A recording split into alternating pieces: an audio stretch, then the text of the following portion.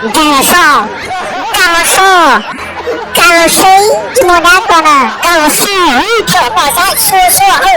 calosei, calosei, de monaco hẳn dễ rồi, xua xua xua, cái tiếng đó, chúa, calosei, con người ngon, ca tiếng lo,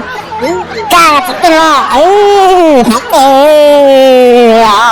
lo xây, lo tao mà cũng có sự cái so,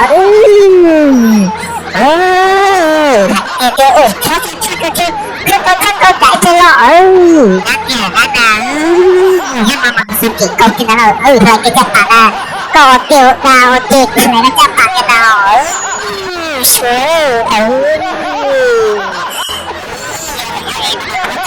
kìa có phải thôi nè ha sao là lòng nó đấy chỉ cái số nó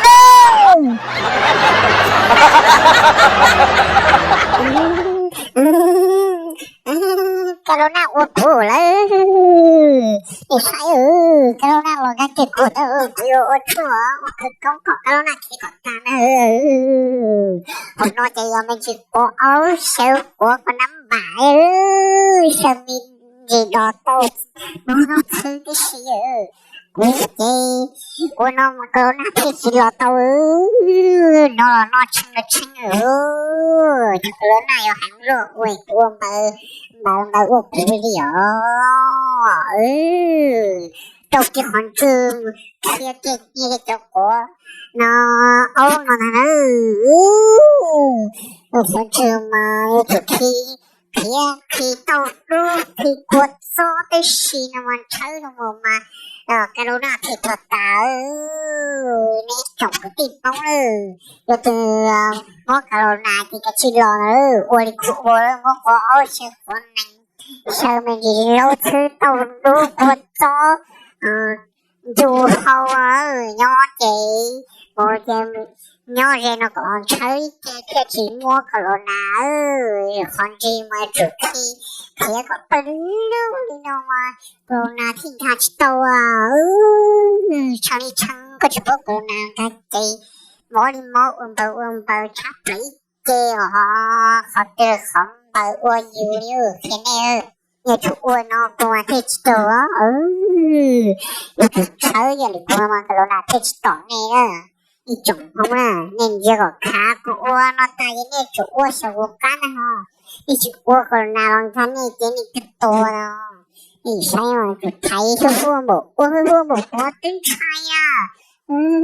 Corona hành thổ lỡ hãy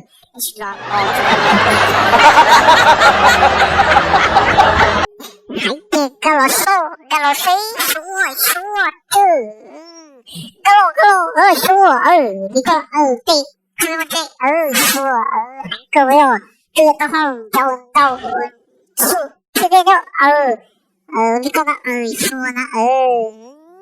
calo xua hãy nhẹ thôi gì qua hai cây con giờ tao luôn mà bà nó tí chơi cũng kẹp chỉ bắt xe con gì mới gì gì vậy gì đi con nào nhá đi con nào giờ tao nghe chị gì đi con nào apa yang gì các chơi cũng muốn cái chip một chiếc trong cái nó ta đều rộng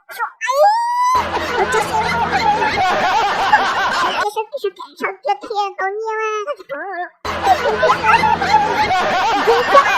gì kia xí lô cô sao kia mà mua